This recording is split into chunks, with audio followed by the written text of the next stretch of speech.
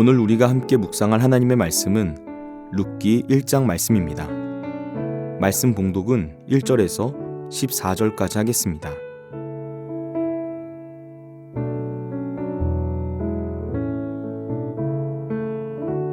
사사들이 치리하던 때에 그 땅에 흉년이 드니라.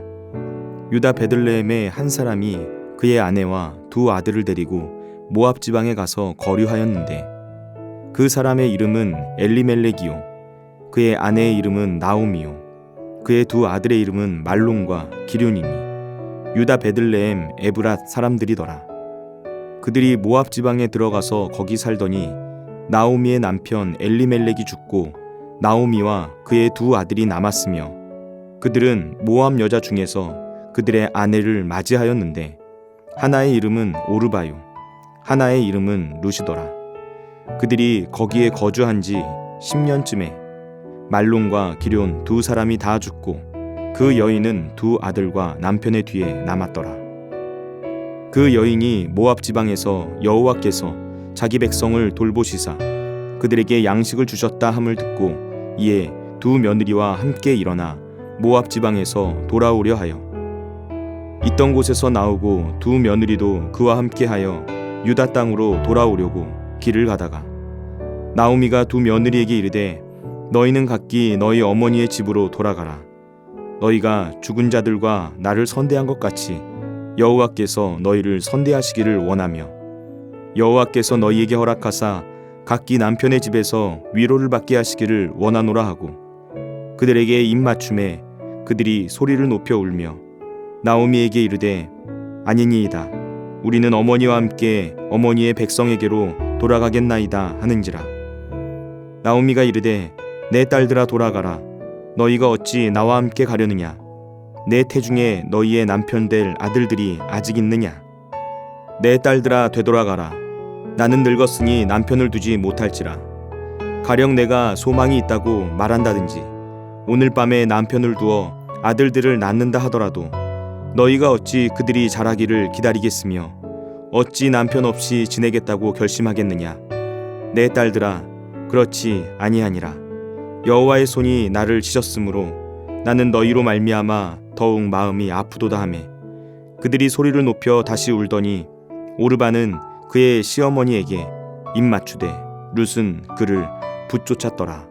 아멘.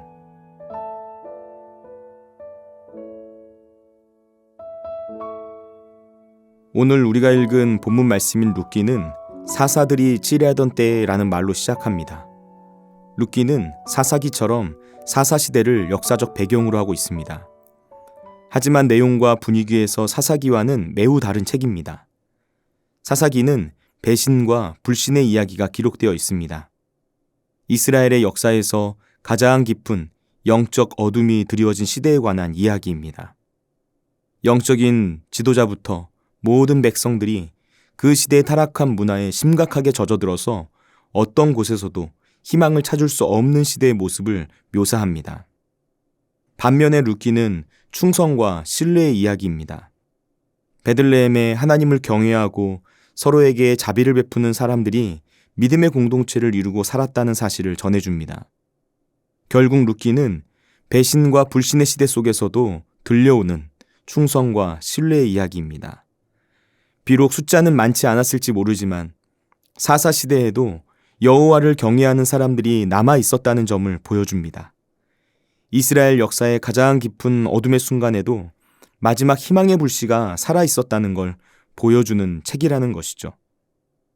어느 시대나 그런 것 같습니다. 하나님께서는 늘 남은 자를 세워놓으십니다. 갈멜산에서 바알과 아세라 선지자 750명과 싸워서 승리한 엘리야가 엄청난 영적 침체에 빠졌습니다. 이세벨 여왕의 위협 앞에서 어찌할 줄 모른 채 차라리 죽기를 호소하는 지경에까지 이르게 됩니다. 엘리야는 하나님께 이제 하나님의 선지자들이 다 죽고 나 혼자 남게 된 것 같다고 호소합니다. 그런데 그때 하나님께서 엘리야에게 뭐라고 말씀하십니까? 열왕기상 19장 18절 말씀은 말합니다. 그러나 내가 이스라엘 가운데 7,000명을 남기리니 다 바알에게 무릎을 꿇지 아니하고 다 바알에게 입맞추지 아니한 자니라. 아직 바알에게 무릎을 꿇지 않은 사람 7천 명을 남겨두었다는 것입니다. 엘리야는 이제 하나님을 경외하는 사람은 나 혼자라고 생각했습니다. 나 혼자 남았다는 생각. 그것이 엘리야를 힘들게 했습니다. 그런데 하나님께서 뭐라고 말씀하십니까? 내가 남겨둔 사람이 있다는 것입니다. 바알에게 무릎 꿇지 않고 바알에게 입맞추지 않은 하나님의 사람을 보호해서 남기시겠다는 것이죠. 여러분, 어느 시대 어떤 상황과 환경에서도 하나님께서는 남은 자를 남겨두십니다. 하나님을 경외하면서 말씀대로 순종하며 살기 위해 몸부림치는 하나님의 사람들을 남겨두시는 것입니다. 오늘 말씀도 그렇습니다.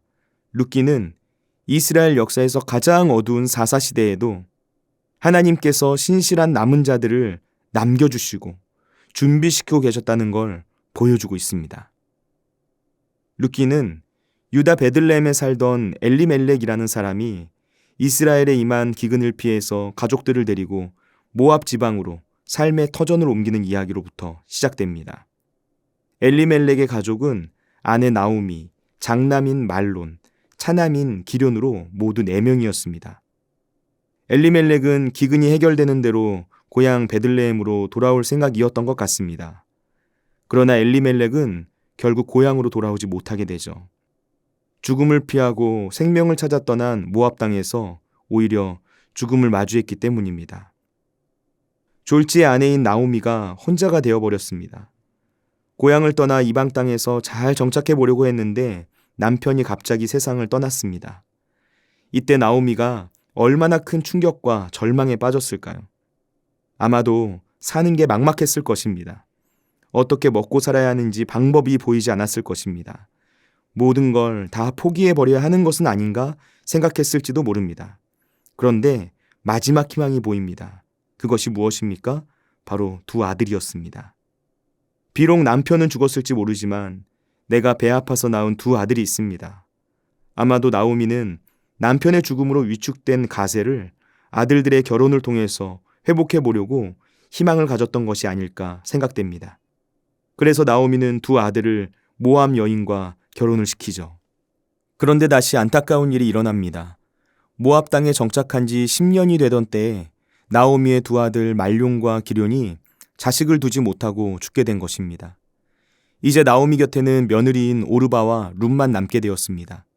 이들의 삶에는 어떤 희망도 보이지 않습니다. 나오미는 비록 남편은 죽었어도 2 아들이 있었고 그래서 2 며느리를 맞이하면서 새 가정을 이루어 희망의 불씨를 살려내려고 애써봤는데 그 모든 노력이 물거품이 되어버린 것입니다. 여러분, 지금 이 가족이 처한 상황을 생각해 보시기 바랍니다. 이들은 삶의 문제를 피하려고 찾아간 땅에서 또 다른 문제를 마주했습니다. 이 모습이 마치 우리의 인생 같지 않습니까? 우리 인생에는 문제가 있습니다. 예기치 않은 어려움이 찾아옵니다. 이 문제를 해결하는 듯해서 안심했는데 잠시 숨을 고르니까 또 다른 문제가 덮쳐옵니다. 그래서 도대체 출구가 보이지 않는 막다른 길을 마주하게 될 때가 있습니다. 나오미는 절망 속에서 잠시 희망을 찾는 것 같았습니다. 그런데 그 희망이 오래 지속되진 않았습니다. 오히려 이전보다 더 힘들고 더 어려운 상황을 직면하게 됩니다. 이때 나오미의 마음이 어땠을까요? 미래에 대해서 생각하면 속이 콱 막히는 듯한 그런 답답함과 두려움이 몰려오지 않았을까요? 아무것도 보이지 않는 앞이 캄캄한 현실이 절망으로 다가오지 않았겠습니까? 여러분, 그런데 성경은 이런 상황 가운데서 우리에게 놀라운 사실을 말해주고 있습니다.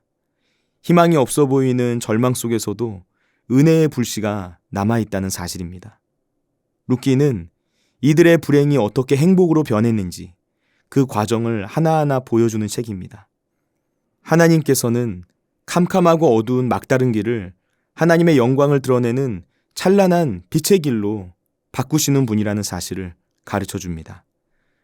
우리는 때때로 현실의 문제 앞에서 어리석은 선택으로 어려움을 마주할 때가 있지만 우리를 향한 하나님의 사랑은 여전히 변함이 없다는 것입니다.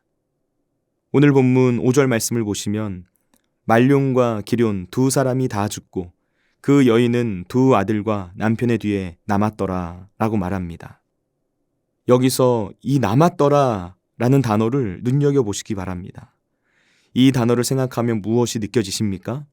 은혜가 느껴집니다. 희망의 불씨가 느껴집니다. 낯선 이방인의 땅에서 맞이하는 새 여인의 현실은 희망이 보이지 않는 절망입니다. 이제 어떻게 살아야 할까? 이 현실을 어떻게 이겨낼까? 나오미는 막막한 현실의 문제 앞에서 절망했을 것입니다. 그런데 이때 성경은 남았더라 라는 단어를 우리에게 보여줍니다. 남겨져 있다는 것입니다. 무엇이 남아 있습니까? 하나님께서 이 역사 속에 개입하실 가능성이 남겨져 있다는 것입니다.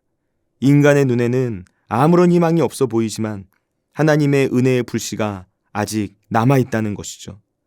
나오미는 너무나 가혹한 현실의 문제 앞에서 하나님께서 자기 백성을 돌보셨다는 소식을 듣고 베들레헴으로 돌아갈 결심을 합니다.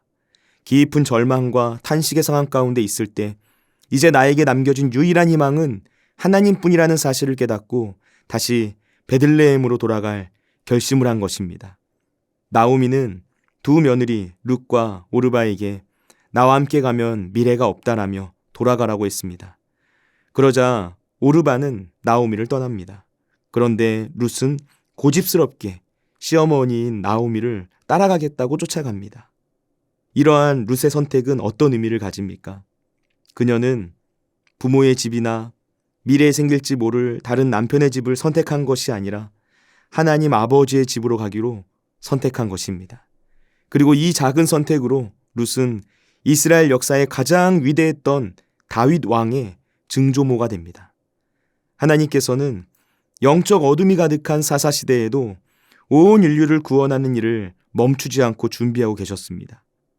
영적인 어둠이 가득한 사사시대에도 하나님의 은혜의 물줄기가 여전히 흐르고 있었다는 것입니다. 여러분, 우리의 작은 선택이 은혜의 통로가 됩니다. 하나님을 떠난 어리석은 선택은 우리의 삶을 힘들고 어렵게 만들 수 있습니다. 그러나 희망을 버리지 마시기 바랍니다. 하나님을 향한 온전한 선택은 우리의 삶 가운데 하나님께서 부어주시는 희망이 차고 흘러 넘치도록 만들어줍니다. 어떤 절망의 상황에서도 하나님께서 부어주시는 희망의 불씨가 여전히 남아있음을 꼭 기억하시길 바랍니다. 기도하겠습니다. 우리를 사랑하시는 하나님 아버지, 하나님만이 우리의 유일한 희망이심을 고백합니다.